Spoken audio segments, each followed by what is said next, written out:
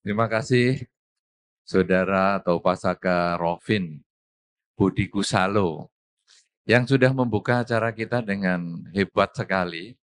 Sampai saya terbengong-bengongi, dapat data dari mana saja ini. Ada aja, luar biasa sekali ya. Para suhu yang saya hormati, yang berkenan hadir dalam kesempatan ini, saudara-saudara semua yang hadir dalam kesempatan ini juga di mana saja suara ini bisa didengar. Satu kebahagiaan kita berkumpul bersama-sama untuk membahas tema yang memang luar biasa. Tema ini seingat saya sekian lama saya menjadi biku dan agak banyak rekaman CD maupun DVD yang dibuat. Baru kali ini loh ada tema seperti ini. Buddha, Angel, and Demon. Hebat, hebat. Ya, tepuk tangannya untuk Medan dulu. Luar biasa. Sampai saya pikir-pikir, wah, ini kalau saya suruh menjelaskan ini gimana ya? Biasanya saya akan menjelaskannya tentang kebahagiaan, tentang apa itu yang gampang dirasakan. Sekarang tema kita tentang Buddha. Waduh, ketemu saja rasanya saya belum pernah. Lalu angel. Angel orang menerjemahkan sebagai bidadari, tapi mungkin maksudnya di sini adalah para dewa dan dewi. Rasanya ya enggak pernah. Ya kecuali misalnya di antara Anda ada yang namanya Dewi Dewi Persik Bante mungkin. Saya kira enggak di sini Nggak di tempatnya sini, dia Dewi siapa ya? Dewi Kusuma misalnya, Dewi Kusumawati misalnya. Ada yang namanya Dewi di sini? Sekian banyak ini enggak ada yang namanya Dewi. Ada enggak? Ada satu. Nah, jadi yang Dewi yang begitu saya yang bisa ketemu. Tapi Dewi yang dimaksudkan dalam tadi yang disampaikan oleh Saudara Rovin, waduh, dewa dan dewi seperti ini agak susah. Kalau dewa biasanya di Bali banyak. Dewa Brata misalnya. Saya ketemu juga itu. Dewa Brata. Itu nama orang soalnya. Tapi dewa, wah. Lalu demon. Makhluk halus, demit. Saya ketemunya tadi si pembawa acara itu tadi. Saya saja sampai takut. Wih, ada matanya yang merah. Wah, di sana itu. Orangnya tuh. Tuh, ada demon di sana. Tapi anak kecil kok nggak takut ya? Saya saja takut.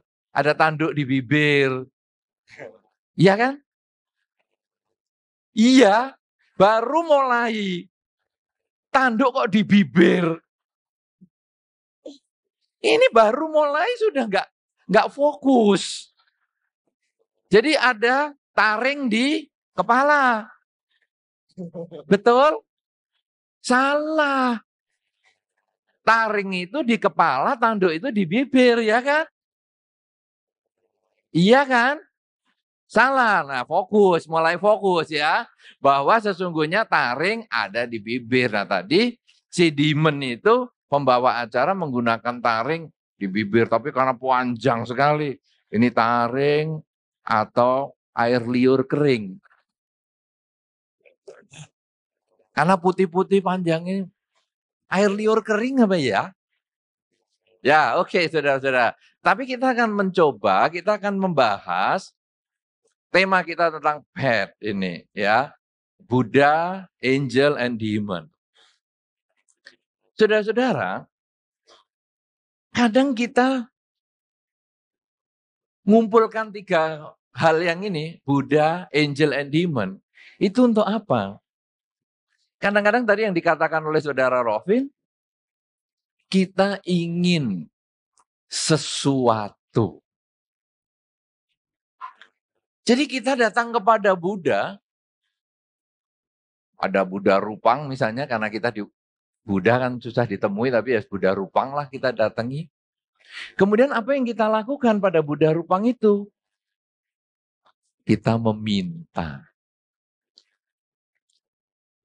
Dalam banyak kesempatan ketika saya di wihara mana saja, khususnya tempat yang saya tinggal, saya lihat ada umat Buddha yang datang membawa dupa satu tas besar. Istilahnya satu orang tadi mengatakan dupa segede Monas. Monas kok dibawa kayak dupa itu seberapa nih, heboh banget nih. Tapi dupanya besar. Sama ibu jari saya ini lebih besar dupanya dia. Kemudian dia datang. Datang, Bante, apa boleh sembahyang? Boleh, silakan. Kemudian dia pasang dupa di dalam Dhammasala. Masangnya saja karena saking gedenya dupa, lama. Ngabisin korek wihara. Belum hidup. Sudah habis batangnya, belum hidup. Belum hidup lagi. Wah, korek wihara habis dah. Maka kita sediani sekarang korek gas yang gede itu. Ayo mau dupa segede berapa sudah. Bisa ini terus hidupin. Sampai tangannya panas pegang sendiri. Nah, saudara-saudara, sudah dapat 3. Hidupin semua. Kemudian diangkat dupanya dan dia mengucapkan kalimat yang saya tidak jelas. Saya pikir dia sih baca mantra. Baca mantra ini. Oke. Sudah selesai, kemudian dia keluar. Bante, terima kasih sudah selesai. Kamu tadi baca mantra atau apa? Baca parita apa ini? Rasanya bahasa Pali kayaknya ya bukan. Bahasa Mandarin bukan juga. Bahasa Sanskerta bukan juga. Pakai bahasa apa? Bahasa Indonesia, Bante.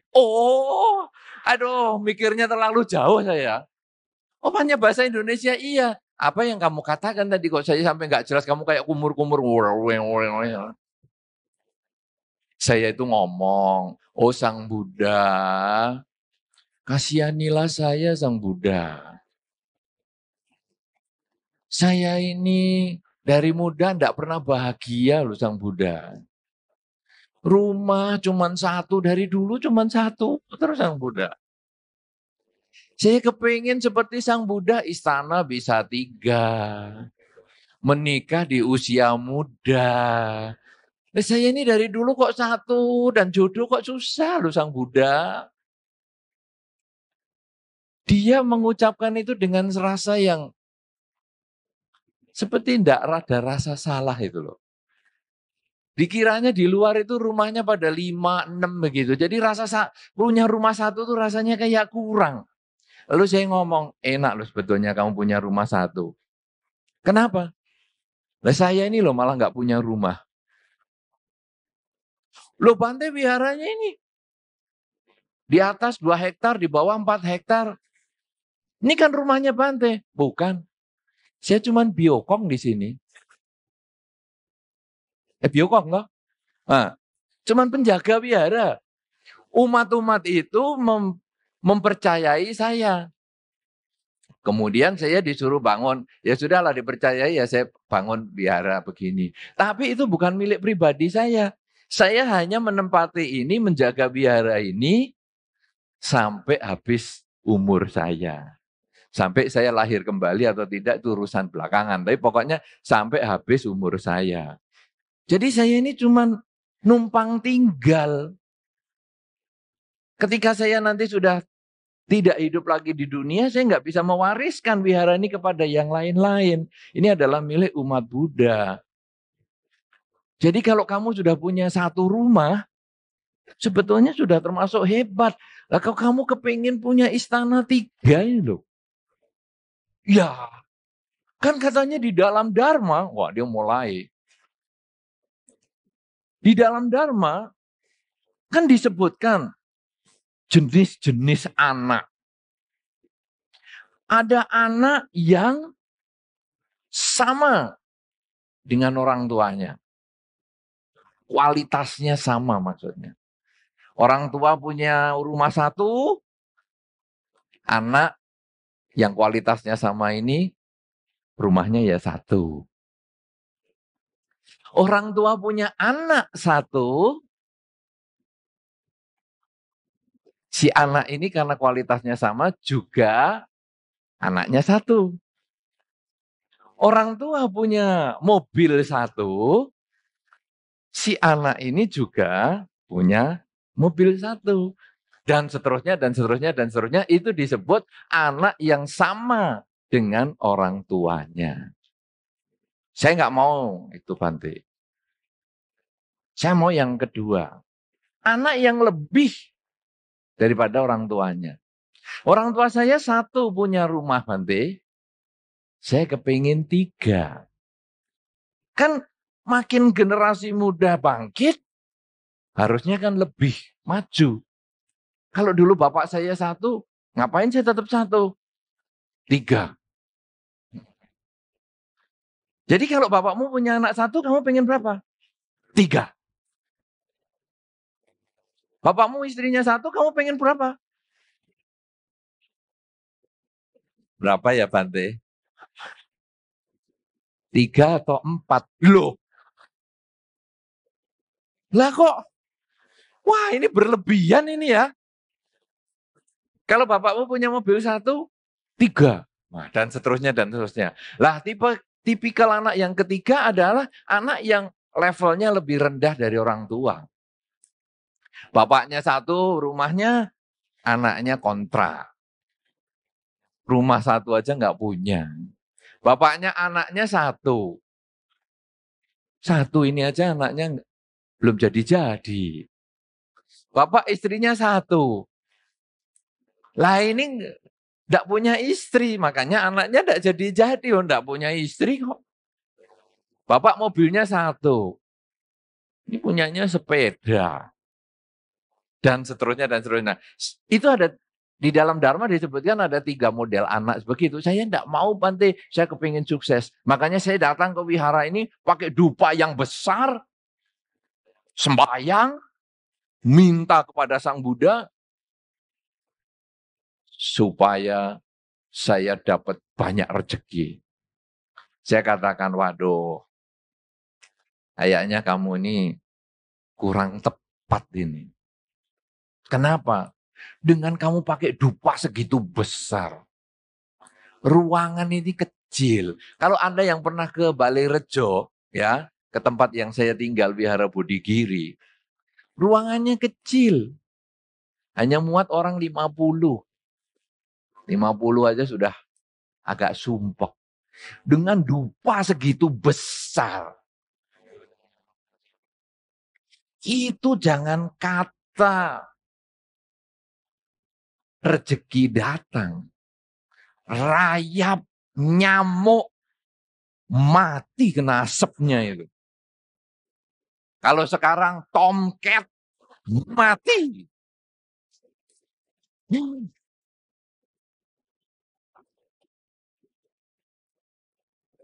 Kalau tomcatnya mati, Jerry Mouse berkuasa nanti di sini.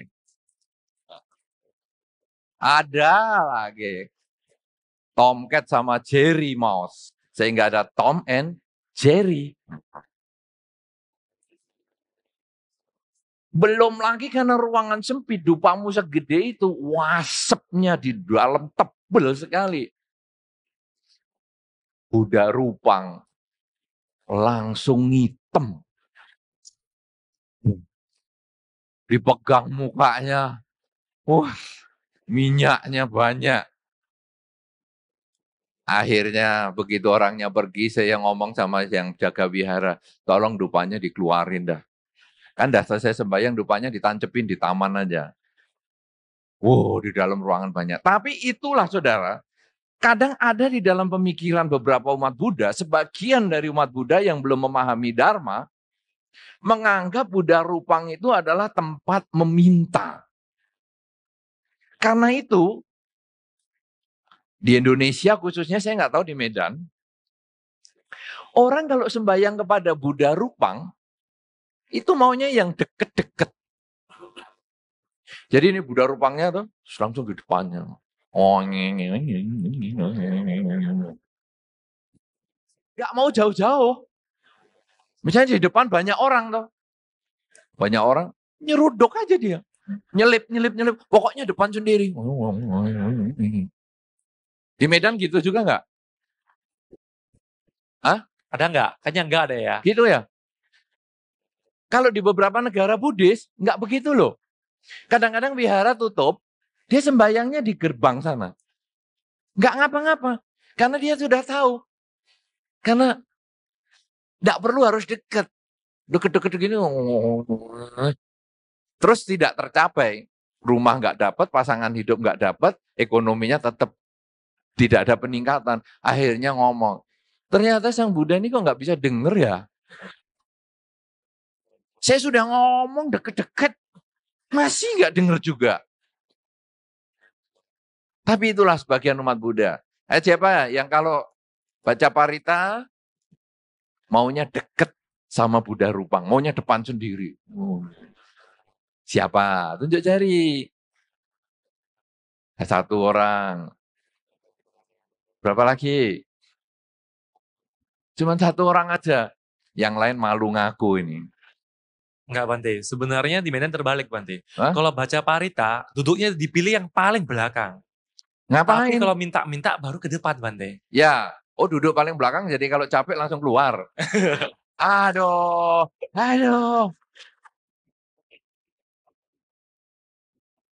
Ternyata duduk aja ada hong sui-nya ya. Ya ini yang maksud saya yang minta-minta itu. Mestinya kan depan sendiri semua toh. Maunya depan paling cikut untuk ke depan. Itulah beberapa pandangan yang kadang muncul di kalangan umat Buddha. Bahwa menganggap Buddha sebagai tempat meminta.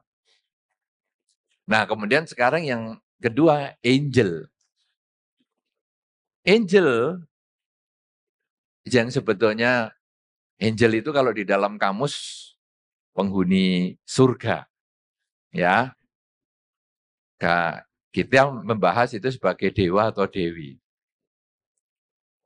Dewa dan dewi atau patung dewa atau patung dewi, kadang itu juga menjadi tempat meminta. Sehingga ya kasus yang sama lagi keluar.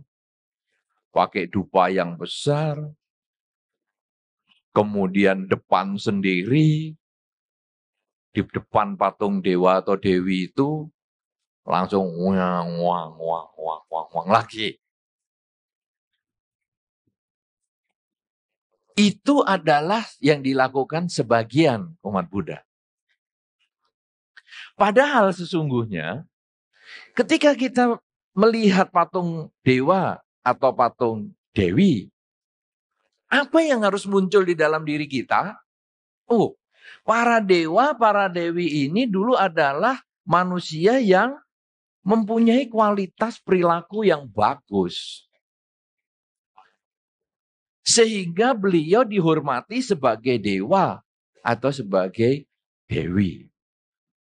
Karena perilakunya yang bagus itulah beliau dihormati. Kalau begitu sekarang saya bukan seharusnya meminta kepada para dewa atau dewi ini. Tetapi sekarang saya seharusnya meniru perilaku-perilaku baik yang dulu pernah dilakukan oleh dewa atau dewi tersebut. Nah, dengan demikian maka ketika kita pergi melihat patung dewa atau dewi itu, baca namanya, itu bukan, ini namanya siapa? Oh ya, langsung sembahyang. Ya, namanya siapa? Sembahyang. Namanya siapa? Sembahyang. Bukan, namanya siapa? Gimana ya riwayatnya? Kok dia bisa jadi dewa ini gimana? Oh, ini dulu ketika dia sebagai manusia dia melakukan kebaikan gini. Oh ya, bagus. Saya sekarang menghormat dia dan saya bertekad. Saya mau melakukan kebaikan seperti yang para dewa ini pernah lakukan semasa hidupnya. Kan seperti itu. Saudara-saudara, ada satu cerita, dulu ada satu pemuda yang luar biasa sekali. Pemuda ini suka berbuat baik kepada penduduk di tempat dia tinggal. Jadi, kalau dia melihat ada kotoran di jalan, dia bersihkan, dia pinggirkan, supaya jalan ini tetap lancar untuk dipakai. Ya, kemudian dia melihat paku di jalan misalnya, dia singkirkan dan dia pindahkan ke tempat yang aman. Kemudian ketika dia lihat banyak orang seperti ini, pada zaman itu belum ada kursi dan lain sebagainya, dia bersihkan tempat. Nah, dia bersihkan rumput-rumputnya supaya orang bisa duduk dengan enak. Kemudian dia melihat, waduh, dari desa ini menuju desa sana, agak sulit ya jalannya karena ada sungai. Oke lah, saya bantu bikinkan jembatan. Saya punyanya bambu, ya saya potongkan bambu, kemudian saya ikat-ikat, saya letakkan, saya bentangkan supaya bisa menjadi jembatan. Saya melihat ada binatang yang menderita ketika habis dijala oleh nelayan dan sebagainya. Aduh, sudah sini aku belinya. Berapa ini? Sebanyak ini. Oke. Kemudian dilepas di tempat yang aman, bukan di penggorengan. Dilepas. Kemudian lihat ada burung yang patah sayap, kemudian dia pegang, dirawat, ya. Kemudian sampai sembuh lagi, terbang lagi. Begitu seterusnya. Nah, orang ini sangat baik sekali. Kemudian kebaikan itu memancing temannya. Kamu kok mau begitu tuh kenapa? Loh iya dong. Saya membersihkan jalan ini kenapa? Karena biar orang lain kalau jalan mudah. Jangan sampai kena kerikil, jangan sampai kena paku. Nah kamu kalau membersihkan tempat duduk ini kenapa? Supaya kalau orang duduk jangan basah. Karena kalau ada rumput, kemudian ada embun dan ada air dan sebagainya, kasihan orang yang duduk. Jadi aku bersihkan. Jembatan bagaimana? Supaya orang-orang lancar. Kalau mau pergi dari desa ini menuju ke desa yang sana. Nah burung, ikan, kura-kura, kamu lepaskan lagi kenapa? Karena mereka makhluk, kasihan. Kalau sekarang dibunuh, kasihan. Sudahlah, lebih baik dilepas saja. Nah, akhirnya temannya merasa terinspirasi. Wah, aku kepingin ikut kamu boleh nggak? Silahkan. Jadi kalau kamu mau membersihkan jalan, aku diajak ya. Oke. Nah akhirnya ayo kita jalan-jalan. Ada yang ada nih tisu nih siapa nih yang buang? Singkirkan. Ya, karena ada beberapa orang kan gitu. Mobilnya bagus-bagus, habis buang ingus, tisunya dibuang keluar ke jalan. Kalau enggak bisa membersihkan, jangan bikin kotoran. Lebih bagus di dalam mobil kan dikasih kotak sampah. Siapa yang suka buang tisu? Kotak kotak kotak minuman, bungkus permen keluar dari mobil dan dibiarkan di jalanan. Tunjuk jari. Cuman 1, 2. Yang lain nggak mau ngaku, 3. Untung-untung masih ada yang ngaku, ini bagus. Saya menghargai yang mengaku dan saya, awas nih yang nggak mengaku nih. Saudara-saudara, kalau Anda yang mengaku bagus sekali karena nanti Anda mulai perbaiki di mobil harus disediakan kotak sampah. Jangan menganggap jalan raya ini kotak sampah yang besar sekali. Karena kalau jalan raya ini kotak sampah yang besar sekali berarti kita ini hidup dalam kotak sampah. Ya, jangan. Jadi isu ya dimasukkan ke dalam kotak sampah kita nanti kita buang di tempat lain. Nah, lanjut ke pemuda ini. Kemudian dia melihat, waduh kotoran, ayo kita ajak teman. Nah, bersihkan. Rumput-rumput, ayo sekarang bersihkan. Kita mau ada pertemuan, rumput-rumput bersihkan. Jadi makin cepat sekarang dia bekerja karena ada 2 orang. Lama-lama makin banyak. Jadi 3 orang. gengnya makin besar. Karena berbuat baik itu bisa nular loh saudara. Sudah merasakan berbuat baik nular? Sudah? Kalau Anda sering mengucapkan kata-kata yang positif, kata-kata yang manis, lama-lama nanti keluarga Anda bisa ketularan ngomong yang baik-baik. Tapi kalau Anda sering maki-maki, omongan yang kotor-kotor, nanti keluarga Anda juga ketularan juga. Nah, ini pemuda ini dari satu orang menjadi dua orang, sering berbuat baik. Lama-lama jadi 3 orang, lama-lama 4 orang, lama-lama 10 orang, lama-lama 20 orang, lama-lama 30 orang. Lama-lama berapa? Hah? Apa itu? Mode apa itu? Kasih kode ya? Catat kodenya itu. Jadi kompak 33 orang. Ada 33 pemuda ini yang tiap hari selalu mengisi, apalagi yang perbuatan baik, apalagi yang harus kita lakukan ya hari ini, aku harus berbuat baik lagi, aku harus berbuat baik lagi, aku harus berbuat baik lagi. Nah, sampai akhirnya 33 orang ini satu ketika meninggal. Tapi tidak bareng-bareng, tidak set, langsung mati bareng. Enggak. 33 ini yang mati secara alamiah. Tapi endingnya 33 ini kumpul di alam setelah kehidupan sebagai manusia. Mereka lalu kumpul-kumpul ketemu lagi. Ya orang baik kan ketemu orang baik lagi. Ya, tapi kalau orang jahat juga ketemu orang jahat lagi. Nah jadi ketemu, gimana ini kita? Kayaknya kalau kita di surga yang sebelah sana kurang, kurang kurang bisa digunakan, kurang sesuai untuk kebaikan yang sering kita lakukan bersama sepanjang hidup kita ini. Surga yang di sana terlalu hebat. Kayaknya juga nggak sesuai. Yang ini belum level surga ini, yang itu terlalu. Gimana kalau kita bangun surga sendiri? Nah, akhirnya geng 33 ini, oke, kita bikin surga sendiri aja. Muncullah pada saat itu surga 33 dewa. Nah, saudara-saudara, kemudian kalau nanti kita melihat ada 33 dewa, jangan terus sembahyang, oh 33 dewa, tolong, depan rumah saya itu jalannya nggak diaspal. Ini memang developer perumahan ini parah dah. Masa bikin perumahan jalannya rusak, nggak diperbaiki. 33 dewa, tolong kirim anak buahmu untuk mengaspal depan ini. Kalau bisa yang gratis ya. Wah.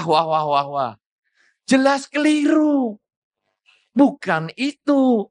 Tapi kita kemudian merenungkan, kok bisa ya mereka buka surga 33 dewa, buka lahan baru, wah karena kebaikannya. Kalau begitu, dalam kehidupan ini, saya harus banyak berbuat baik. Sehingga satu ketika, bisa ada loh surga Medan.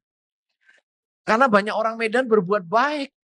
Karena akhirnya ketemu, wah, ini nanti di surga itu bahasanya sudah bahasa Anda semua dah. Yang saya nggak ngerti itu. Langsung ngobrol, wes, enak sekali. Kenapa saudara? Karena modalnya berbuat baik. Nah itu adalah angel. Bukan hanya kita sembahyang kepada para dewa dan dewi saja, tetapi kita berusaha mengikuti gaya hidupnya dia. Sudah ada Buddha, sudah ada angel.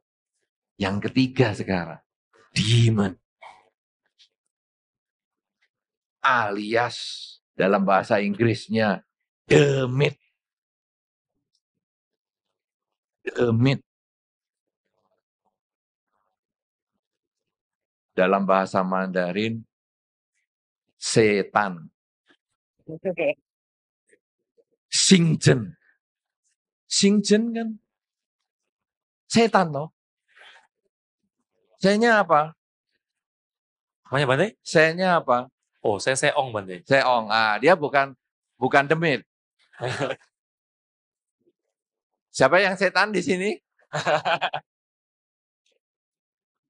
Singjen. Jendela. Ya, itu jendela itu singjen juga loh. Jendela. Kalau setan, tanaman. Tanaman. Saudara-saudara, dengan setan, demit, kadang-kadang beberapa orang, ada umat Buddha juga, yang sembahyang juga loh. Umat Buddha ini kadang ya unik juga. Kepada Buddha ya sembahyang minta. Kepada dewa-dewi ya minta. Setan juga diminta. Saudara-saudara, nah ini dia. Demon ini bagaimana sekarang? Demit ini, setan ini. Kadang-kadang umat Buddha pergi ke pohon-pohon besar. Pohonnya besar, apalagi dekat sumber air. Di sini ada enggak yang tempat meminta begitu? Muja begitu. Pohon kayaknya enggak ada sih Bante. Mungkin di Medan, mungkin di kota lain yang dekat sama Deket-deket sini, yang dalam dikenal. Sumut ada ya Bante. Hah? Dalam Sumatera Utara harusnya ada Bante. Harusnya ada. Anda belum pernah ya? Jarang-jarang Bante. Jarang berarti pernah dong. Mengunjungi mungkin pernah Bante, tapi untuk minta-minta belum. Lah ya yang pernah di mana itu? Yang biasa orang pada minta. Oh, biasa banyak di Medan yang terkenal sembahyang datuk Bante, di bawah pohon gede. Sembahyang datuk memang. Ya, semacam itu. Ini sembahyang datuk itu termasuk. Ya, nah jadi itu ya bawanya dupa. Tapi kadang-kadang kurang mantap. Bawa kemenyan. Sama, ritualnya ya sama. Oh, cuman objeknya aja yang diganti. Yang diminta ya sama. Minta mobil lah, minta pasangan hidup lah, minta anak lah, dan lain-lain. Saudara-saudara, makhluk halus seperti demit begitu. Demit di sini bahasanya sama toh. Bahasanya demit juga di sini. Setan itu ya. Nah, karena nanti demit dikira judul filmnya Jenlung. Demit itu. Itu demit, bukan demit.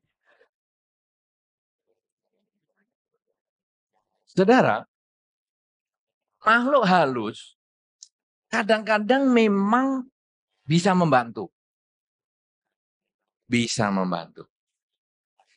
Cuman karena Anda meminta bantuan, jangan heran kalau ada bayarannya. Ada satu kisah di daerah Blitar sana. Itu ada satu kolam tempat orang meminta kekayaan. Saya tidak sebutkan kepada Anda tempat itu karena saya khawatir ada di antara kita yang mendengar malam hari ini atau rekaman ini nanti dan kebetulan pas pikirannya baru buntu lalu mengunjungi tempat itu. Jadi saya tidak sebutkan tapi lokasinya di Blitar. Bukan di wihara tempat saya tinggal, pasti.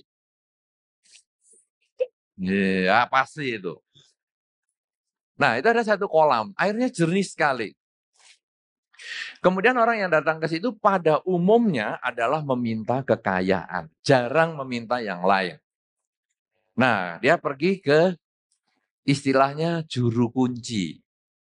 Di sini apa namanya? Sama Penjaga datuk itu. Kuncen atau juru kunci? Juru kunci harusnya. Juru kunci ya. Nah, jadi juru kuncinya. Dia ngomong begini, Pak, saya mau ke sini mau minta kekayaan. Oke. Ini kolamnya, kamu boleh minta, ini sumber airnya. Nah, tapi kamu lihat dulu ya, ke dalam sana. Jadi sumber air itu tidak sedalam sumur. Dia hanya mungkin 50-70 cm aja dalamnya. Jadi kelihatan pantulannya itu.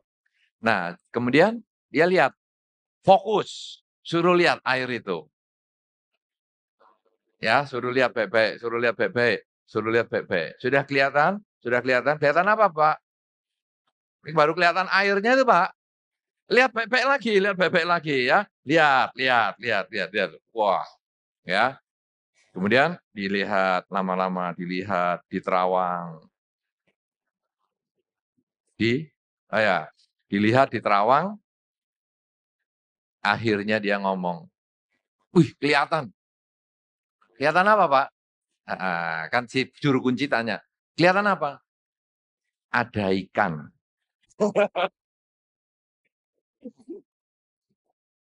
Nah, ini sungguhan ini kali ini. Ada ikan, Pak. Karena tadi kosong. Tidak ada ikannya. Tahu-tahu kelihatan ikan. Tapi kok ngeri, Pak, ikannya. Kenapa? Ikan itu tidak berdaging.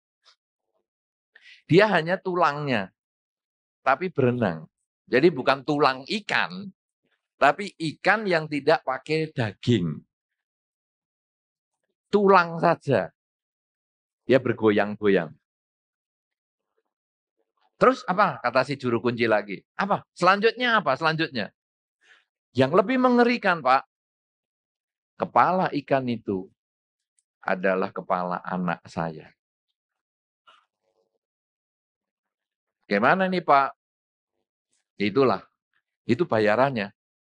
Kalau kamu memang mau kaya, pada saat kekayaanmu tercapai sesuai dengan apa yang kamu inginkan, makhluk di sini, demit di sini, dia tidak ngomong demit, tapi dia mengatakan makhluk penjaga di sini akan meminta anakmu untuk jadi peliharaan di sini. Yaitu, jadi ikan, kepalanya anakmu, badannya cuma tulang belulang. Bagaimana? Pikirkan. Kalau kamu mau terus, pengen kaya, lanjutkan. Lebih cepat, lebih baik. Ya. Tapi kalau kamu berpikir, kamu kasihan sama anakmu, jangan lakukan. Nah, itu nanti dua pilihan. Akhirnya kan kadang ada orang yang, aduh kepengen kaya itu sampai apa saja akan dilakukan. Jalani sungguhan. Dan begitu kekayaannya tercapai, mati anaknya. Jadi ikan di situ. Itu ada satu tempat yang seperti itu. Itu adalah pemuja makhluk. Tempat yang lain di daerah Banyuwangi. Saya juga tidak sebutkan, pokoknya ada daerahnya. Kalau Anda kepingin, cari sendiri di sana. Itu ada hutan monyet. Hutan monyet. Nah, kemudian hutan monyet ini adalah tempat orang juga meminta. Itu ada satu pohon besar, ada tempat orang meminta. Juga minta kekayaan. Heran juga, banyak orang tuh ternyata cuma kepingin kaya. Ya, nah, karena ini hutan monyet, jadi kayanya mesti kaya monyet. Ya, tapi begitulah. Nah, itu juga ada juru kuncinya. Orang ini kalau datang ke situ nemuin juru kunci, kemudian dia ngomong, "Pak, saya kepingin meminta kekayaan." Oke, kamu lihat dulu beberapa orang ini.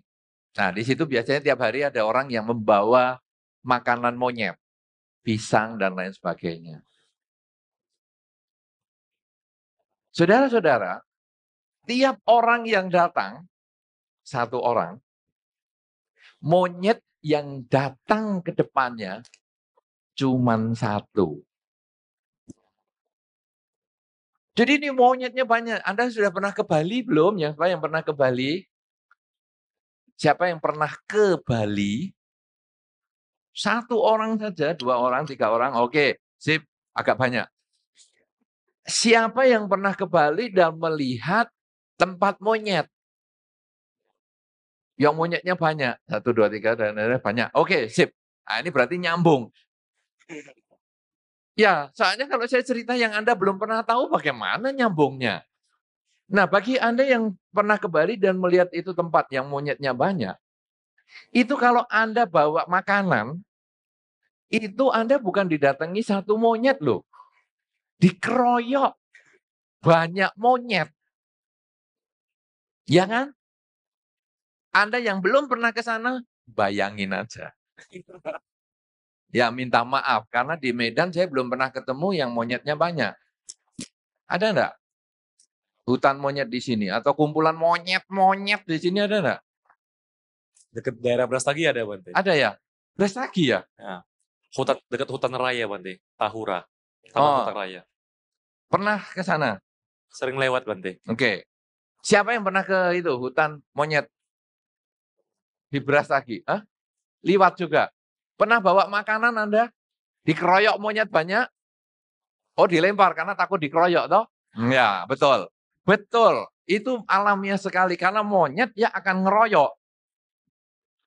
Maka yang suka keroyokan itu sebetulnya masih ngikuti tradisi. Seperti itu.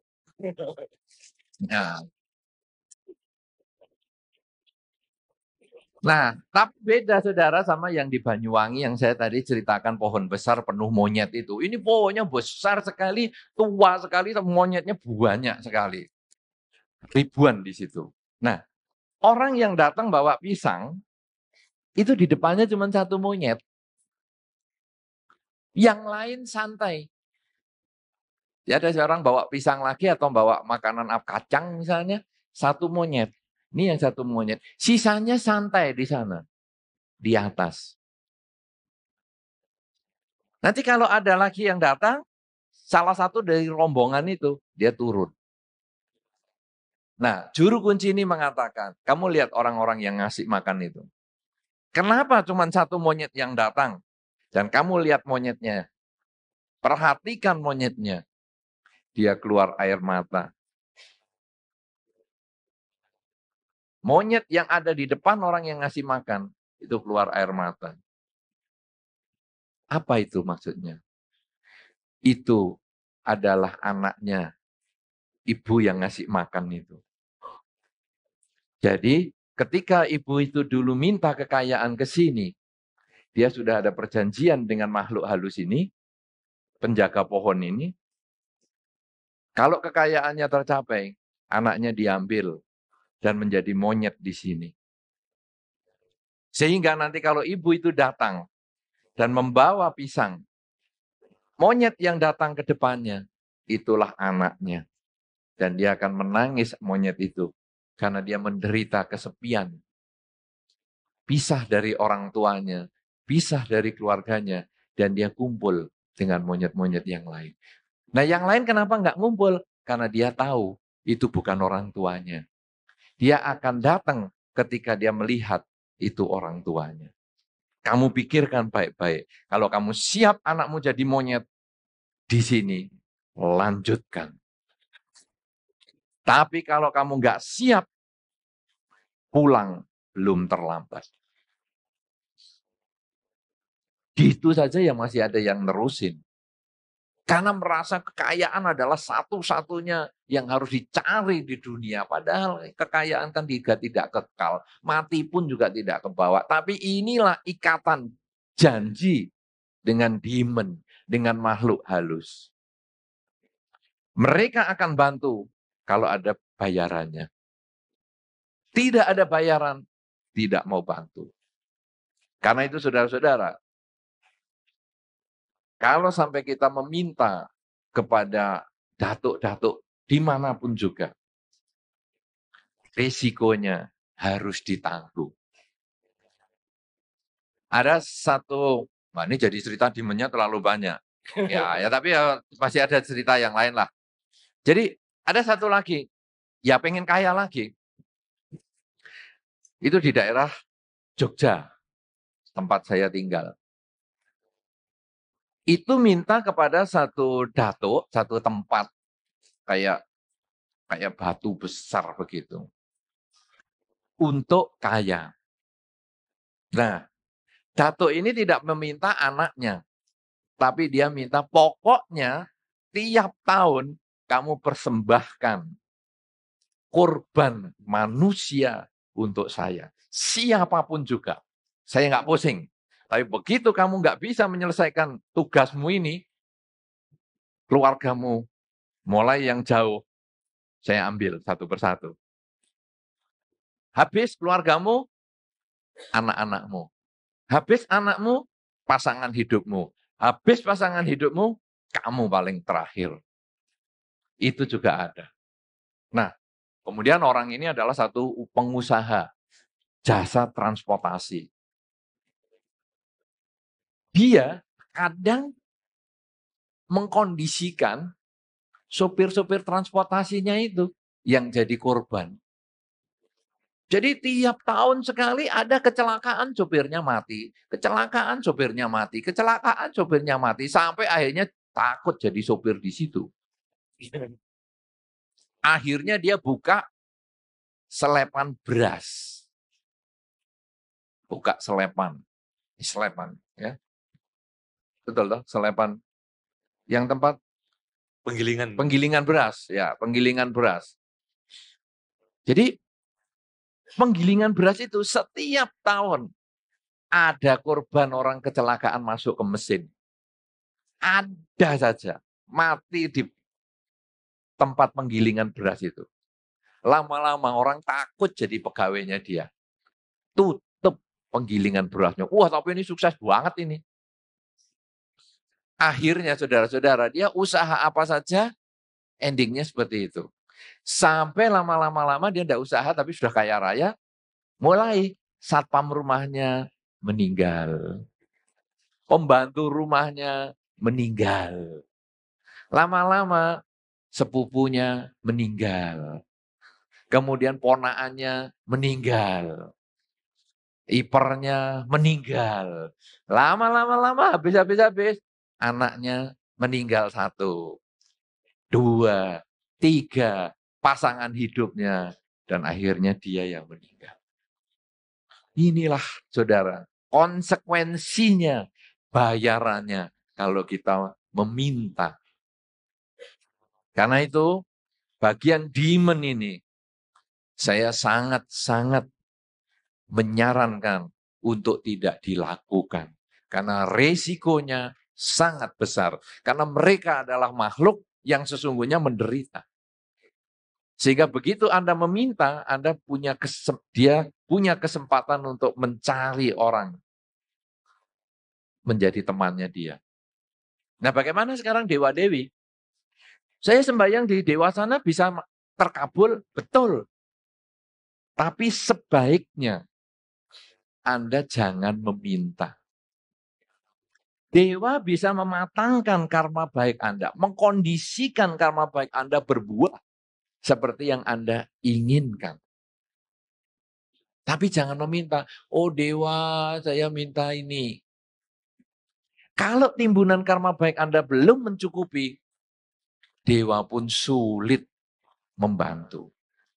Tapi ketika karma baik Anda sudah mencukupi, dewa mematangkan karma baik. Karena itu sembahyang di beberapa dewa memang kadang bisa tercapai. Cuman saya menyarankan rumusannya bukan meminta. Lebih baik Anda mengatakan semoga semua makhluk bahagia, semoga semua makhluk bahagia, semoga semua makhluk bahagia. Itu jauh-jauh lebih bermanfaat daripada Anda meminta kepada dewa. Karena kalau dewa diminta sudah tiap hari. Tapi Anda mengatakan semoga semua makhluk bahagia, dewanya pasti kaget. Loh,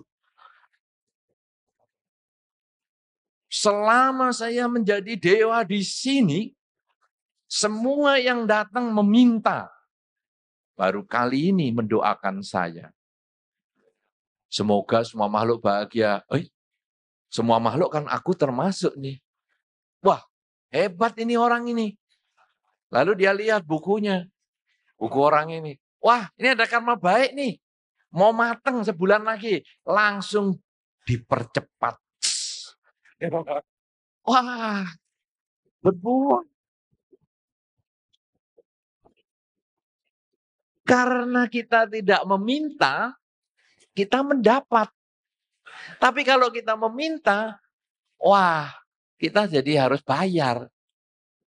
Ini kalau kita mau dengan para dewa seperti itu ya. Jadi makanya Anda ketemu dewa apa saja, termasuk dewa judi.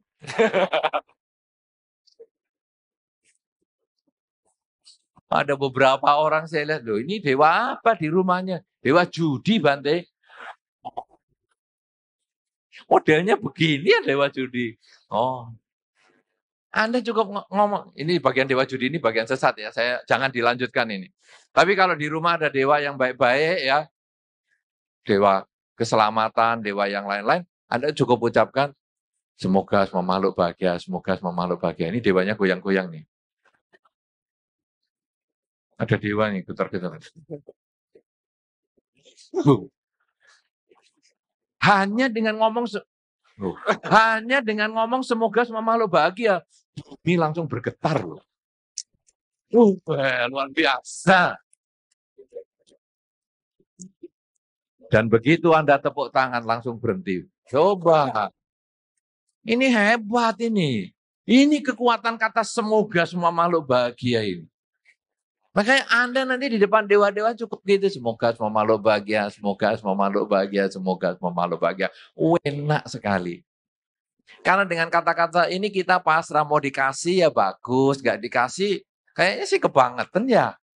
Oh saya sudah doa begini masa nggak dikasih-kasih. Kayaknya sih kebangetan ini. Semoga semua makhluk bahagia, semoga semua makhluk bahagia. Dapat juga nanti lama-lama.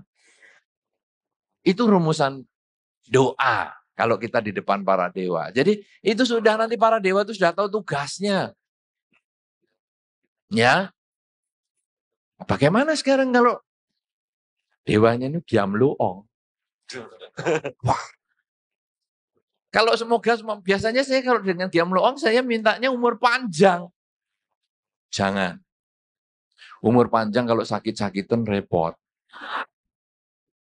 Cukup ngomong semoga semua makhluk bahagia, semoga semua makhluk bahagia, semoga semua makhluk bahagia.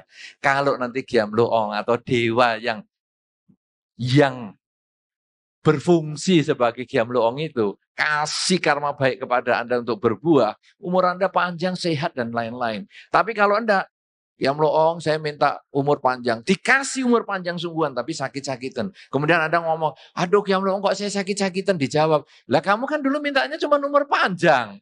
Sudah saya kasih, bukunya sudah saya tulis, umur ditambah 100 tahun. Tapi kan kamu nggak minta sehat. Ya udah, ya sudah kalau gitu minta sehat, terlambat. Mintanya itu waktu itu, kamu harus sembahyang sama dewa kesehatan dong. Dewa kesehatan itu siapa? Huato. Huato ya, dewa obat itu. Huato itu dulu adalah tokoh luar biasa. Dulu ada orangnya jenggotan itu kalau Anda ke Tiongkok yang toko jual obat biasanya keluar itu di situ. Ada di depan sendiri waktu Anda masuk itu ada. Huato ya ingat saya begitulah. Namanya sendiri saya nggak tahu mengucapkannya gimana. Tapi itulah maksud saya. Nah, kamu dulu nggak ngomong sama dewa kesehatan. Mestinya waktu kamu sembahyang minta umur panjang, kamu juga ada dewa kesehatan. Oh ya, sudah tahu nih. Umat-umat yang kasih sekarang sudah tahu. Oh, Giam Luong, saya minta umur panjang dan sehat. Sungguhan, umurnya 150 tahun sehat. Tapi miskin menderita. Lalu protes lagi. Dewa, ini bagaimana? Aku sudah belajar. Panjang umur sudah dikasih. Ya kan kamu mintanya panjang umur. Sehat. Sudah dikasih. Kita kan dulu udah bikin MOU. Untuk kamu panjang umur dan sehat. Lah kok saya sakit-sakitan? Nah kamu nggak ngomong suruh sehat. Kok saya miskin menderita? Lah kamu nggak ngomong biar kaya raya. Kamu harus ngomong sama dewa rezeki dong. Waduh, lah ini kontaknya kok banyak meja ini. Nanti sudah panjang umur, sehat, banyak rezeki, jodohnya nggak punya. Ya kamu harus sembahyang sama dewa jodoh yang bawa benang merah itu. Lah kamu nggak ngomong. Lah jodohnya sudah dikasih. Tapi mertuanya jahat. Wah, sembayang lagi sama apa lagi. Waduh, pusing nanti akhirnya. Tapi kalau Anda ngomong, semoga semua makhluk bahagia, semoga semua makhluk bahagia, itu dikasih yang baik-baik nanti. Karena itu tidak rugi, Anda tidak usah merumuskan, Anda tidak usah sok pinter. Wah, aku minta ini, minta itu, malah salah karena kekurangan. Anda tidak tahu soalnya. Tidak tahu apa yang kita butuhkan. Jadi kalau dewanya biar aja, semoga semua makhluk bahagia, semoga semua makhluk bahagia. Itu nanti kita dikasih apa saja ya. Karena dewanya merasa menganggap Anda ini lain daripada yang lain. Semua yang datang ke sini minta. Semua yang datang ke sini minta. Sampai akhirnya kalau di Puakwe, dewanya baru pergi. Dewa pergi. Pergi. Akhirnya kita sembahyang dulu keliling. Beli minyak dulu. Dewa udah datang belum? Sudah. Nak buahnya aja. Kenapa? Nah, paling kamu minta sih. Nah, tapi begitu. Semoga semua makhluk bahagia, semoga semua makhluk bahagia. Dewanya sudah ngomong dari jauh. Kayaknya dia datang mau minta lagi. Kamu aja ya yang ngurus. Dewa pintu suruh ngurus aja, dewa pintu. Dewanya mau pergi. Tapi dengar loh, nggak salah nih. Semoga semua makhluk bahagia, semoga semua makhluk bahagia. Minggir. Wah, ini orang baik nih, orang baik. Oke, saya kasih semua dah apa yang kamu inginkan. Wah, Oki datang.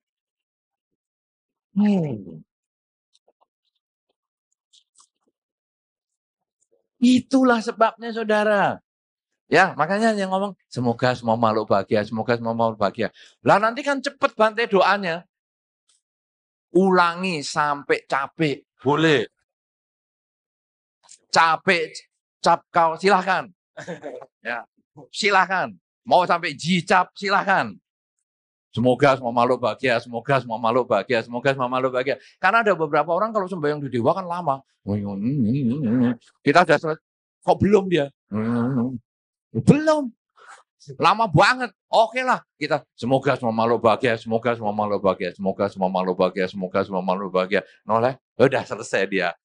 Dia malah yang noleh kita. Lama banget kamu ya. Semoga semua makhluk bahagia. Karena kata semoga semua makhluk bahagia itu luar biasa loh. Kita makhluk, semoga kita bahagia.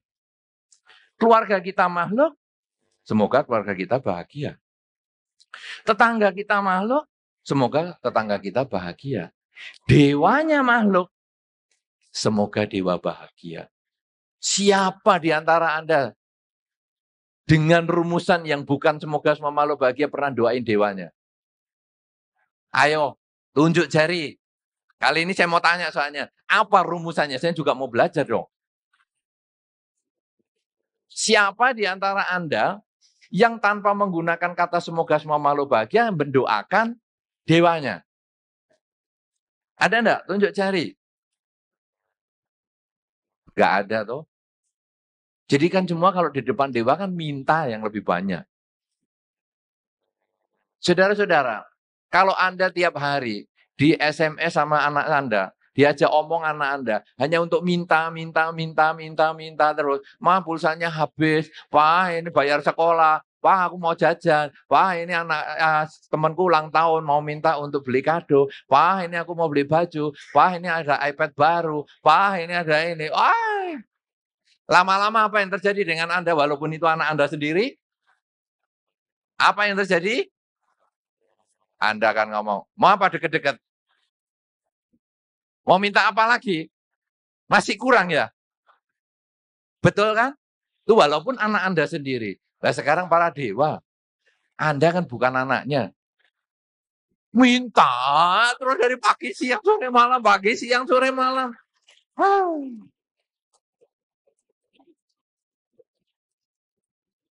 Caranya begini jadi dewa juga bisa stres. Karena itu dengan semoga semua makhluk bahagia. Karena anak Anda juga. Begitu minta apa lagi? Enggak, saya cuma mau doain papa, mama semoga selalu sehat dan bahagia. Tumben, kamu nggak minta apa-apa? Enggak, aku hanya punya satu permintaan yaitu papa, mama sehat dan bahagia. Yang lain enggak. Waduh. Langsung, ayo nak, butuh apa nak?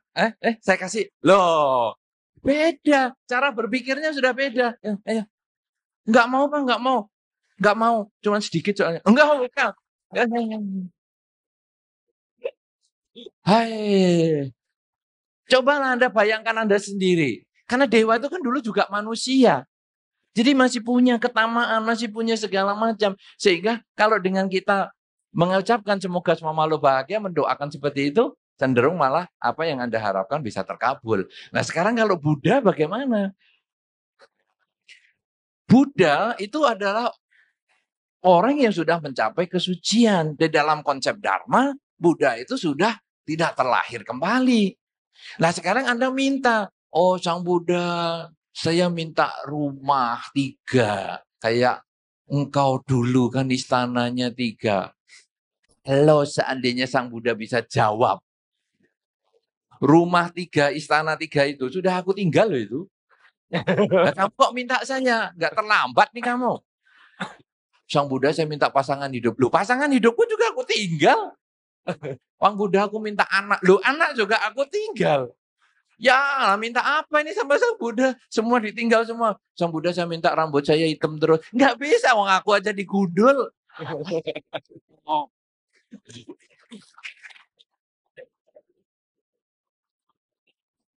Wah, merumuskan permintaan kepada Sang Buddha juga jadi susah ini.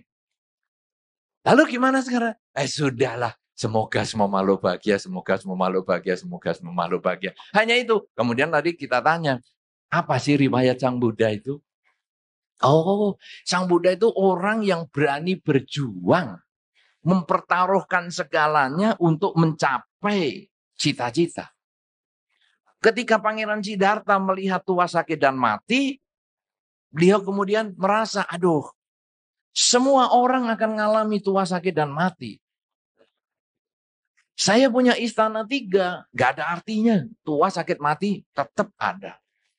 Saya punya harta kekayaan, saya punya pangkat sebagai pangeran, saya punya keluarga yang luar biasa bahagia, toh juga semuanya harus aku tinggalkan karena akan tua, sakit, dan mati. Demikian pula semua orang juga ngalami itu. Aduh, kasihan. Beliau merasa kasihan dengan semua makhluk yang mengalami seperti itu. Kemudian beliau tinggalkan hartanya, tinggalkan keluarganya, tinggalkan semuanya. Dan beliau kemudian masuk ke hutan bermeditasi. Meditasi sehari 2 hari nggak bisa, sebulan 2 bulan nggak bisa, setahun 2 tahun nggak bisa. Sampai hasilnya kemudian 6 tahun lamanya. Berjuang sampai 6 tahun. Akhirnya beliau mencapai kesucian. Begitu mencapai kesucian, oh ternyata kebahagiaan itu bukan karena punya harta. Kebahagiaan itu bukan karena punya keluarga. Kebahagiaan itu bukan punya kekuasaan, umur panjang. Kebahagiaan itu adalah ketika seseorang bisa melihat hidup sebagaimana adanya. Karena di dunia ini semua adalah netral. Kekayaan netral, keluarga netral, kekuasaan netral. Cuman pikiran kita yang tidak netral. Pikiran berisi ketamaan, kepingin kaya, kepingin berkeluarga, kepingin punya kedudukan. Karena nggak tercapai, stres. Atau ada yang anti keluarga, anti kaya. Kayaknya ini hampir tidak ada ya, anti kaya. Ya, kemudian anti kedudukan itu juga ada. Tidak kepingin dikasih posisi atau apa, itu juga ada. Dengan penolakan seperti itu juga timbul penderitaan. Bagaimana sekarang? Oh manusia itu jalani kesadaran hidup adalah saat ini. Kita melakukan yang terbaik. Nah dengan demikian maka kebanggaan-kebanggaan di masa lampau, kesuksesan di masa lampau itu hanya kenangan.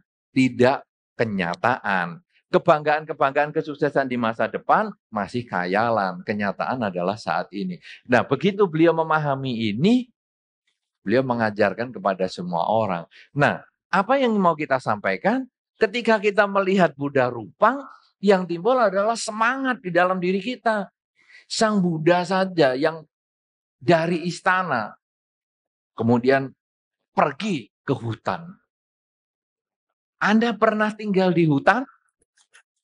Tadi ada di Brastagi itu hutan monyet itu. Itu Taman Hutan Raya, Bante. Hah? Kayak seperti hutan lindung. Hutan lindung, oke. Lindung itu kan nama binatang. Lindung itu kan binatang toh. Hutan, oke, ada hutan. Siapa yang punya kebun di rumah? Gak usah hutan lah, terlalu heboh. Kebun di rumah. Kebun gak usah luas-luas. Gak usah hektaran. Katakanlah 100 meter persegi lah.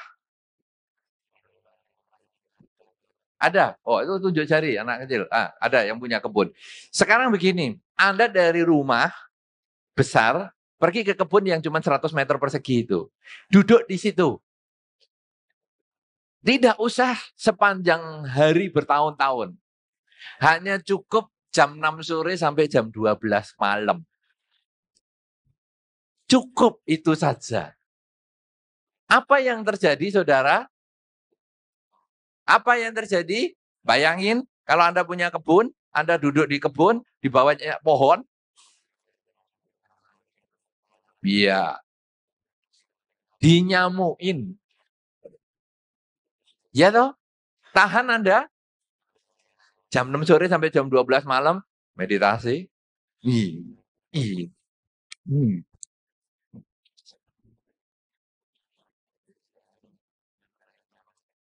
Itu Anda loh, yang tidak punya istana 3. Anda bisa bayangin orang di istana, begitu tepuk tangan, datang apa.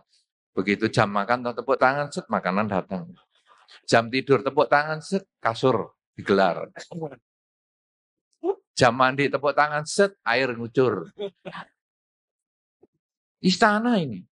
Lah kita ini loh tidak tinggal di istana. Cuman disuruh di kebun yang 100 meter persegi. Nyamuknya banyak. Padahal yang beliau tinggal, Pangeran Siddhartha, hutan. Dan Anda bisa bayangkan hutan zaman dulu tidak seperti hari ini yang sudah habis. Hutan zaman dulu kan pohonnya gede-gede. Nyamuknya, saya kira juga nyamuk dulu lebih gede daripada nyamuk sekarang. Orang dulu kan juga lebih gede daripada sekarang. Iya kan? Kalau Anda pergi ke situs-situs kuno, di sini ada nggak situs kuno seperti candi atau apa? Sudah ketemu belum di sini? Belum, Bante. Belum ada ya. Kalau di Jambi sudah ada situs-situs kuno. Atau kalau Anda pergi ke Borobudur, Anda akan melihat tangganya Borobudur itu, tinggi-tinggi. Siapa yang pernah ke Borobudur? 1 orang saja, sak Medan ini. 3 orang, 4 orang, 5 orang. Aduh kasihan. Bikin tur dong ke Borobudur. Bukan Wihara Borobudur maksud saya. Kalau Wihara Borobudur semua orang sudah tahu ya. Ini bukan Wihara Borobudur. Ini Borobudur candi sungguhan. Anda yang pergi ke Borobudur, itu kalau Anda lihat tangganya tinggi-tinggi. Nah, sampai kalau orang nggak bisa naik, itu naiknya pakai duduk. Duduk di tangga atasnya, kakinya naik. Duduk tangga atasnya, kakinya naik. Luar biasa. Saudara-saudara, saya yakin hari itu, tangga segitu itu, tangga yang normal. Bukan tangga yang dibikin heboh-hebohan, tinggi-tinggian. Tidak.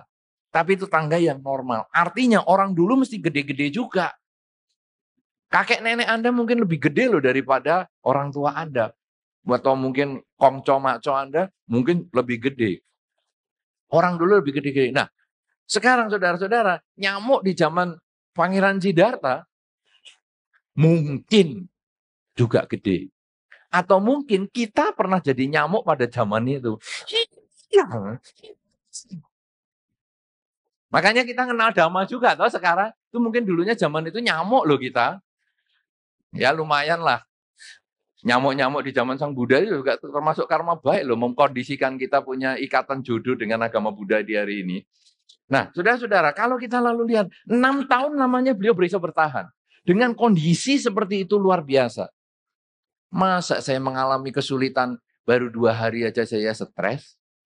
Masa kemudian saya mau bunuh diri? Apa saya murid Sang Buddha yang baik kalau caranya begini?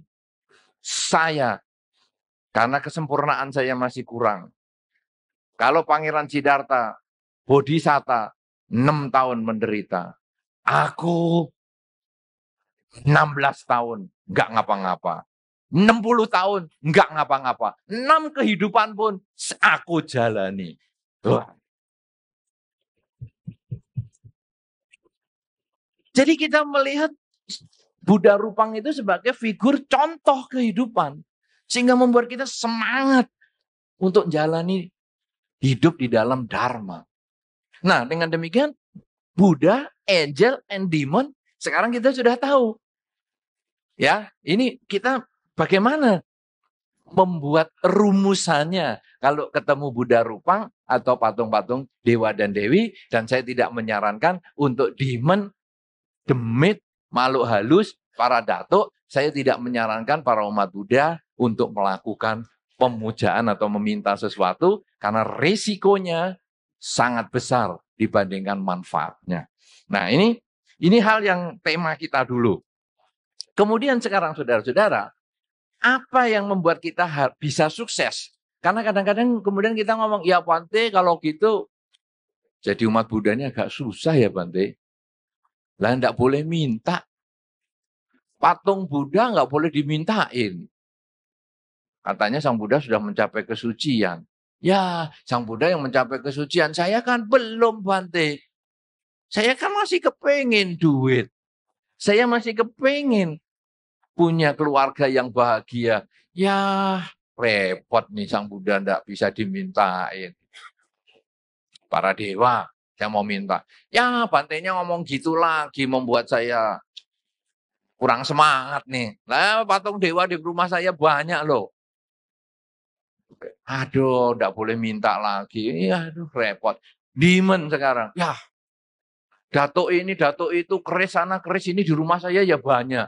Ya, sekarang gara-gara Bante aku kalau mau sembahyang takut ini.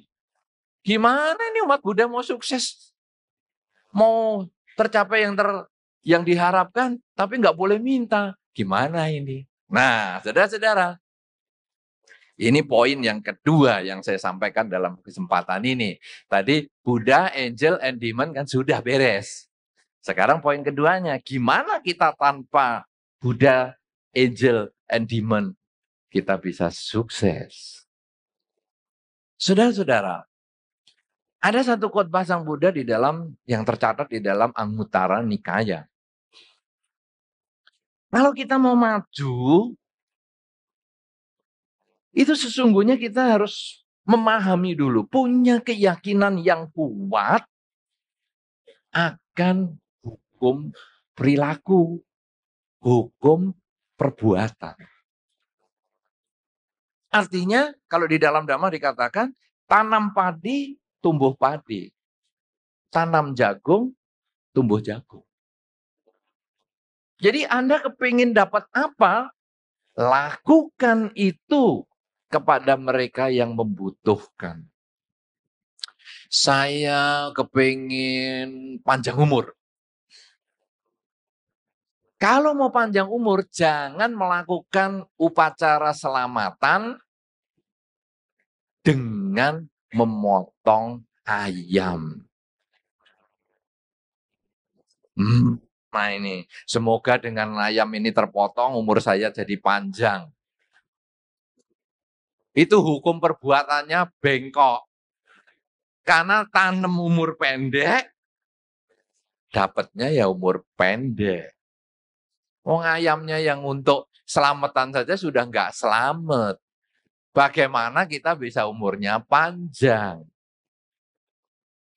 Ya, nah bagaimana kita umurnya panjang? Ya memanjangkan umur makhluk lain. Nah tadi sudah saya singgung sedikit. Apa itu? Melepas makhluk, function. Ya itu termasuk. Jadi begitu lihat ada binatang, ada makhluk yang kita memang mau kita lihat dia menderita, kemudian kita lepaskan. Kayak tadi malam kita ngobrol-ngobrol di restoran itu toh, ada kepiting, ada lobster, ada udang, galah, ada apa. Gimana yang mau di-function? Function di mana nih? Wah, apa di laut, apa di sungai, apa di kasur. Tidur sama kepiting, kesadarannya tinggi loh. Nih, begitu kesenggol, sadari, amati. Kepiting nyapit hidung kita sadari, amati ya. Sampai hidungnya putus ya sadari, amati. Saudara-saudara, nah tapi minimal kalau kita punya niatan untuk berbuat baik, kita bisa lakukan ya. Kadang kita pergi ke pasar ikan, kemudian kita lihat lele, kita lihat belut, kita lihat apa, kemudian kita lepaskan, kita beli, kita tawar dulu, kita beli ya. Karena dengan menawar itu membuat kita punya kesempatan melepas makhluk lebih banyak dengan budget yang sama. Jangan burung atau lele 50.000 satu ekor Anda bayar juga. Berapa Pak ini? Pokoknya aku nggak nawar karena ini mau untuk pelepasan. Oh gitu ya? Ya Bu, ini lele satu ekor 100.000. Ya bungkus 3. Ya Anda harus tawar 100.000. Apa ini lelenya berlapis emas ya? Kayaknya lelenya giginya ada gigi emasnya ini 100.000 ini. Ya, tapi ternyata bukan. Oh, ya bagaimana ya harga normal lah. 15.000 atau apa. Oh, berarti kalau 100.000 dapat sekian banyak. Kan lumayan, budgetnya tetap sama, tapi kita bisa melepas lebih banyak. Nah, ketika kita tanam padi, tumbuh padi, tanam umur panjang kepada makhluk lain, kita bisa dapat umur panjang juga. Bagaimana supaya saya banyak rezeki? Ya berilah rezeki kepada mereka yang membutuhkan. Ketika Anda di toko baru buka, kemudian ada pengemis datang, Anda langsung ngomel, pagi-pagi ngemis. Ya Anda kasih dong. Ya, biasanya saya itu ngasih kalau pembeli pertama, Bante. Pembeli pertama uangnya sudah saya terima, terus saya kemudian tepukkan di dagangan saya. Laris.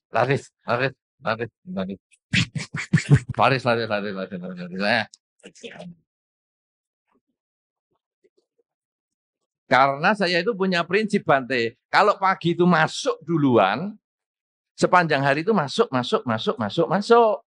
Tapi kalau belum ada yang ditepokkan duitnya, kemudian harus keluar, terus sepanjang hari keluar terus, Bante. Itu pandangan tidak betul, ya. Karena kita hukumnya adalah tanam baru panen, bukan panen baru tanam. Ya, makanya begitu pengemis datang, ya sudah kasih. Nah, kenapa? Ini kasih rezeki. Tanam rezeki. Supaya kita mendapat rezeki. Saya kepengen sehat, Bante. Oke. Ada pegawaimu yang sakit, beri obat dia. Wah, pegawai saya sehat-sehat semua, Bante. Oke, tetanggamu ada yang sakit, tetangga saya sehat-sehat semua, Bante. Kenapa? Nah, saya tinggal di tengah hutan, Bante. Sehat semua. Ya sudah, kamu pergilah ke panti asuhan. Kamu bawa obat. Lah kan saya nggak tahu kebutuhan di sana obatnya sakit apa. Kalau kamu punya kesempatan, kamu survei. Dia sakit apa, ada yang sakit, biasanya masuk angin, misalnya ini karena panti asuhan orang yang tidak punya ayah ibu, yatim piatu misalnya, kadang-kadang sering masuk angin atau apa, ya kamu bawa obat generik yang untuk masuk angin. Tapi ini kalau panti jompo, wah ini banyak yang asma, Bante, kasih obat anti asma dan lain-lain. Jadi Anda berdana obat supaya Anda juga bisa mendapat kesehatan. Lah saya ini kepengen jodoh, Bante. Gimana ini sekarang? Ya anjing Anda dengan anjing tetangga kan boleh dijodohin.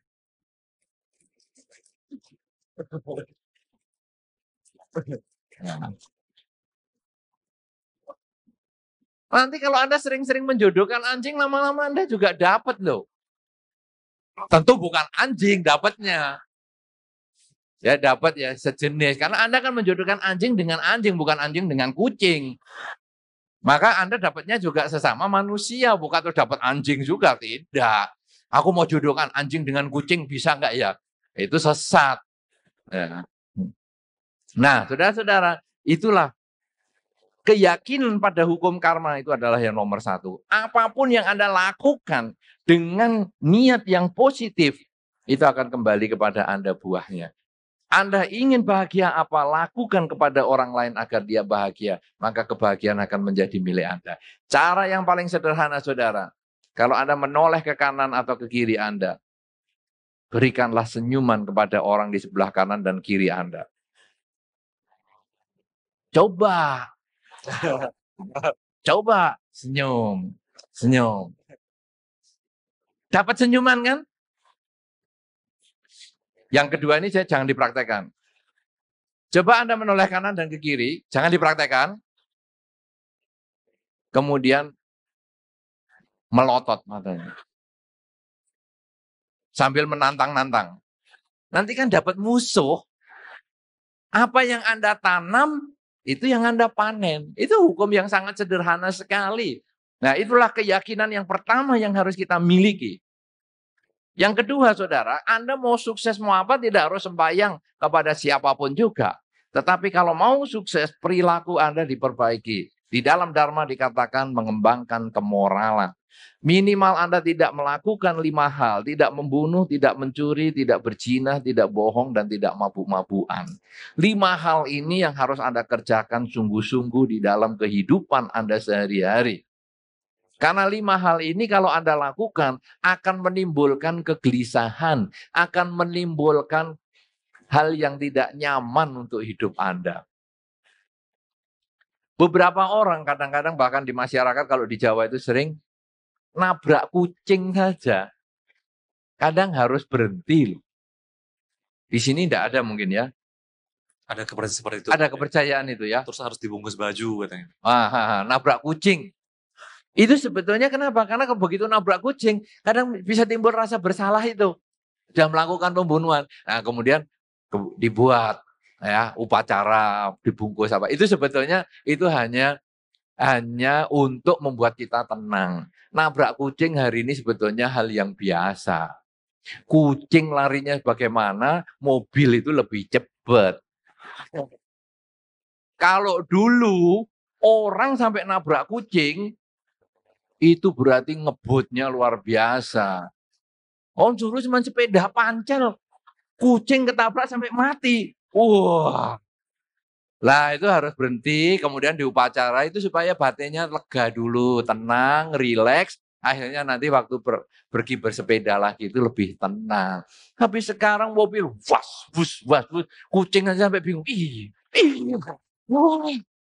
Sekenceng-kencengnya kucing nyebrang, masih aja ekornya ketubruk lagi. Ya, nah jadi itu sebetulnya itu hanya upacara untuk membuat kita tenang. Tapi minimal melakukan pembunuhan itu menjadi tidak nyaman untuk kita. Kecuali kalau kita sudah terbiasa. Satu contoh saudara, apakah di antara Anda masih ada yang tangannya berfungsi sebagai giamloong? Jadi kemarin kita juga ngobrol, ada lobster toh. Padahal sebetulnya bentuknya serem sekali lobster itu. Wah, saya lihat potongannya itu, waduh, kayak monster sebetulnya.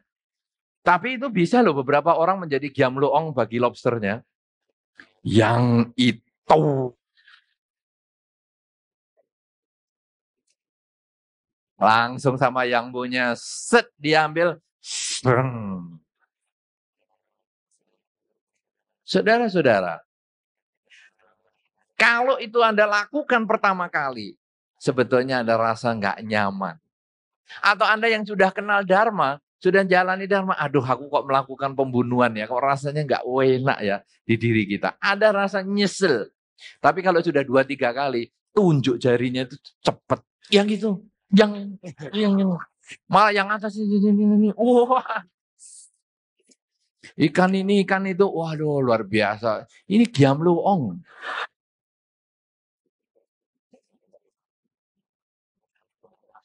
Saudara-saudara, kalau kemudian kita sudah tahu tentang Pancasila Buddhis ini, 5 latihan kemoralan ini, lama-lama kadang kita merasa, aduh enggak enak ya membunuh. Membunuh nyamuk pun rasanya kok enggak nyaman sudah. Apalagi mencuri. Mencuri kalau pertama kali, itu pakai noleh-noleh.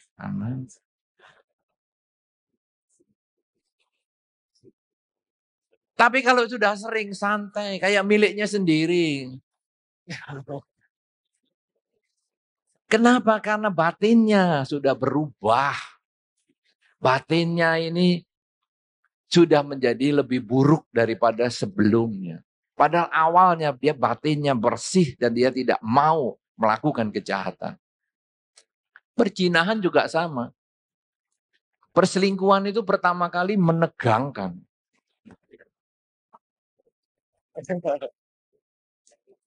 Tapi kalau sudah biasa, tetap menegangkan. Oh, maksud saya, ya tetap mengerikan.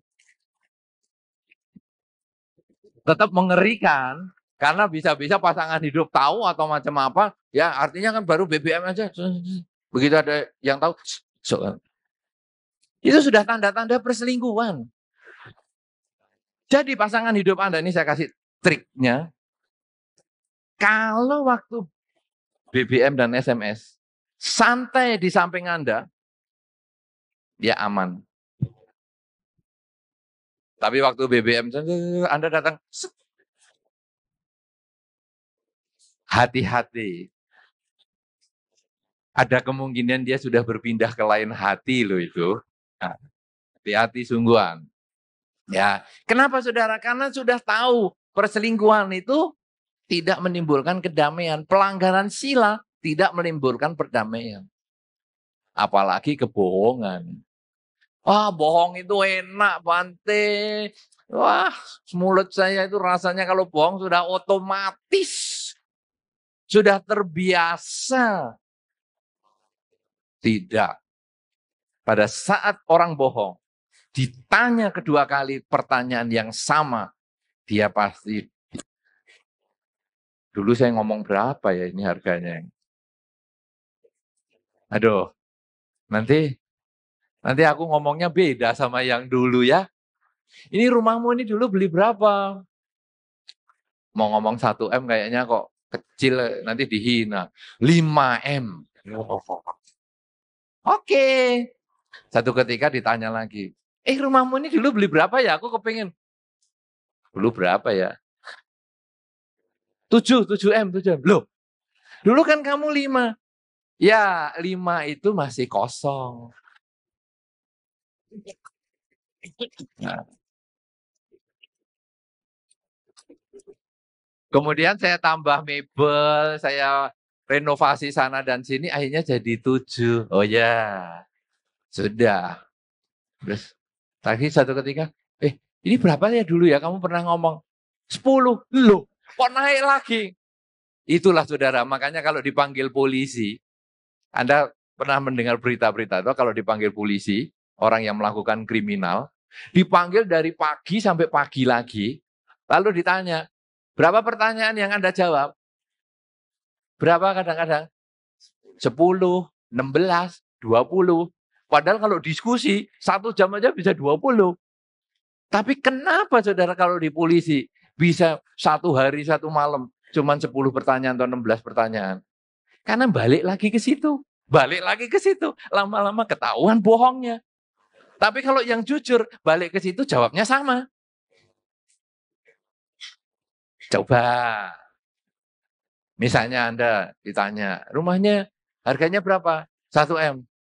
Nanti berapa tahun lagi ditanya berapa? 1M. Ya memang ini jujur. Nggak pakai mikir lagi. Tapi begitu bohong, langsung mikir. Makanya itu ada lie detector. Untuk ngetes bohong atau tidak. Itu salah satunya jantungnya kalau mau bohong, itu jantungnya lebih kenceng. Makanya orang kalau sering bohong, bisa loh kena tekanan darah tinggi. Tapi jangan dibalik. Tekanan darah tinggi berarti sering bohong. Enggak. Kambing adalah hewan berkaki 4. Hewan berkaki 4 adalah kambing. Salah, kucing juga berkaki 4. Jadi jangan dibalik ya, jangan dibalik. Cuman kalau Anda sering berbohong, risikonya sakit jantung. Hati-hati. Kenapa? Karena jantung pasti berdenyut lebih kenceng. Ya. Nah, itulah pelanggaran sila. Loh, kalau minum gimana, Bante? Ini kan tadi tidak membunuh, tidak mencuri, tidak berzina, tidak bohong, dan tidak mabuk. Mabuk enak loh, Bante. Bante sih belum ngalami. Wah, mabuk. Oh, buktinya bisa keluar jurus dewa mabuk. Berarti enak ini mabuk. Coba mabuk. Naik mobil. Di dekat Tugu Tani. Jakarta. Nanti kan ada korban. 13 orang. Itu risiko, saudara. Makanya Dharma ini tidak salah. Walaupun di zaman hari ini pun tidak salah. Loh, Bante saya tinggal di negara yang biasa minum minuman keras. Saudara-saudara, hari ini negara-negara yang biasa minuman keras itu sekarang sudah mulai mengurangi. Bahkan ada orang-orang di negara yang memakai minuman keras pun dia berpantang untuk minum alkohol. Apalagi kita yang di sini. Di tempat yang dingin minum alkohol kadang enak. Anget. Tapi kita sudah tempatnya panas. Minum alkohol di ruang AC. Ya, sama dengan tempatnya panas, gerah, pakai AC, tidurnya selimutan. Lu ngapain pakai beli selimut sama bayar listrik? Kan nggak usah. Pakai AC saja sudah nggak usah selimutan, kan enak. Nah inilah sama, saudara. Makanya yang pertama, yakin pada hukum perbuatan. Bahwa tanam kebaikan, buahnya Yang kedua, jangan melanggar minimal 5 latihan kemoralan. Tidak membunuh, tidak mencuri, tidak berzina, tidak bohong, dan tidak mabuk-mabukan. Nah, sekarang yang ketiga apa, saudara? Banyak belajar. Banyak mendengar. Karena Dharma itu tidak ada habisnya.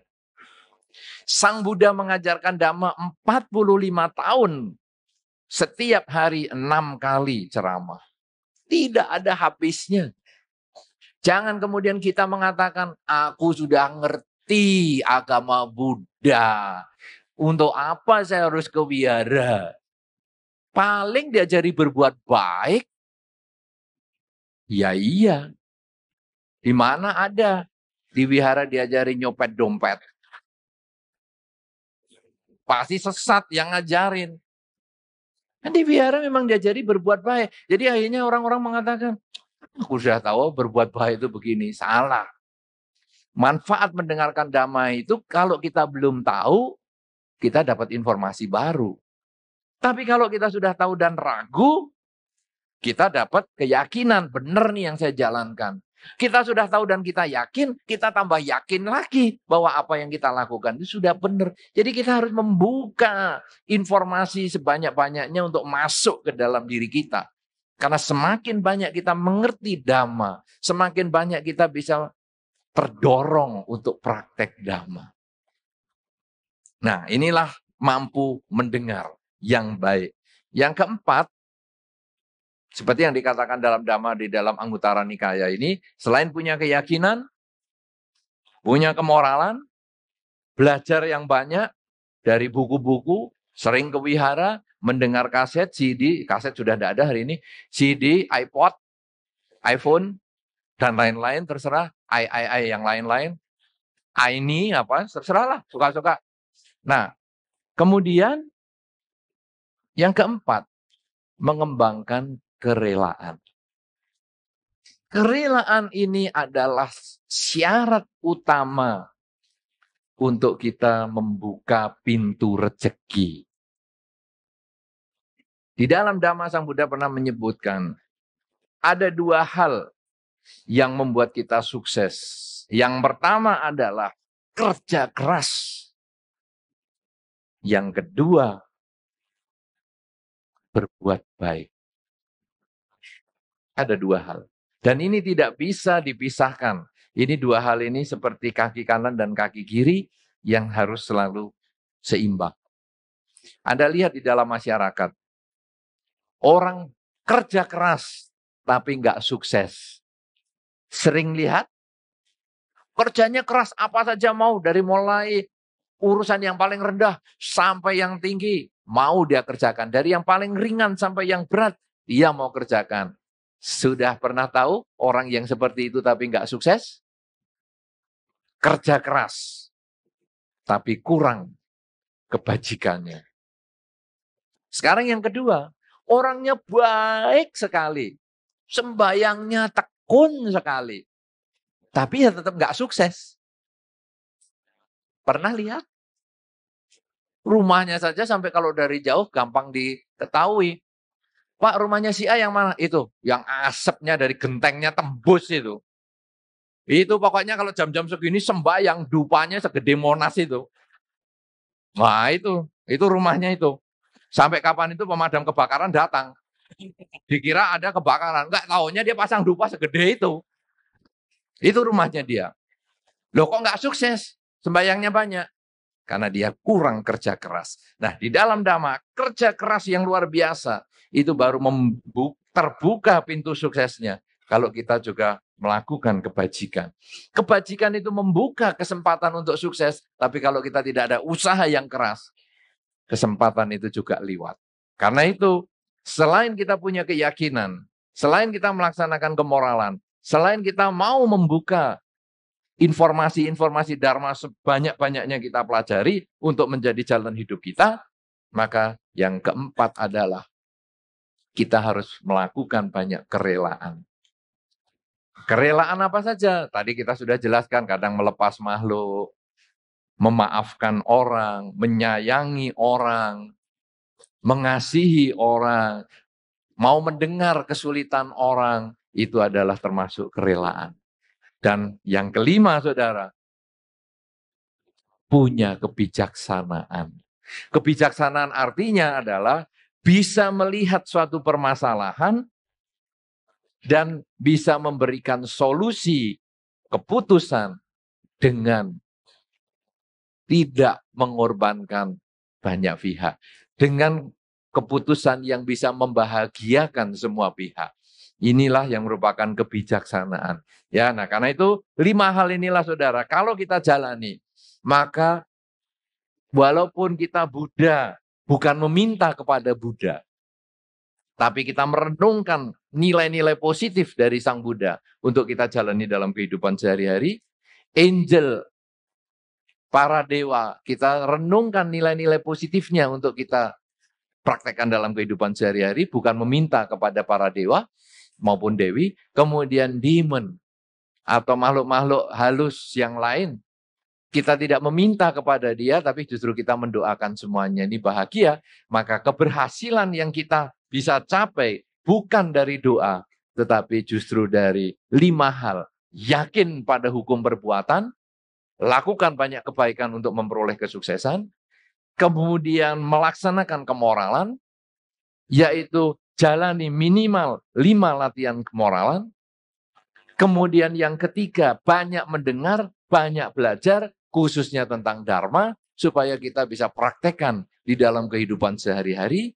Kemudian yang keempat, mengembangkan kerelaan di dalam kehidupan kita, kerelaan bersifat materi maupun kerelaan yang bukan materi, yaitu misalnya memaafkan dan yang lain-lain, memperhatikan. Dan yang kelima adalah kebijaksanaan. 5 hal ini kalau kita lakukan seperti yang diajarkan di dalam Anguttara Nikaya, salah satu bagian dari Tipitaka, maka hidup menjadi sukses di dalam ajaran Sang Buddha, dan kita bisa membahagiakan para dewa tanpa harus melibatkan para demon atau para makhluk halus, demit, dan lain sebagainya. Inilah yang perlu saya sampaikan. Terima kasih atas perhatian Anda. Saya kembalikan membawa acara.